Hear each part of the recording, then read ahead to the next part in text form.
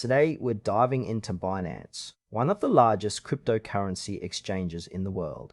With so many users and a vast array of features, you might be wondering, is Binance really worth it? Let's find out what's behind the hype.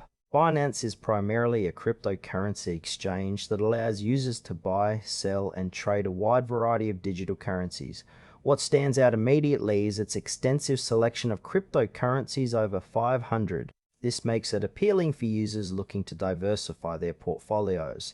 The platform is designed for both beginners and seasoned traders, featuring a straightforward interface for newbies and advanced trading tools for experienced users. However, the user experience can feel overwhelming at first.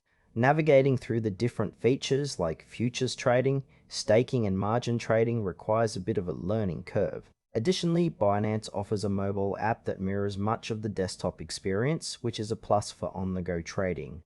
One area that feels a bit unclear is their fee structure. While they advertise low trading fees, the costs can add up with withdrawals and other transactions. Transparency about these fees could definitely improve user trust. So, what are the pros and cons of using Binance? On the positive side, the sheer variety of cryptocurrencies and trading options is impressive.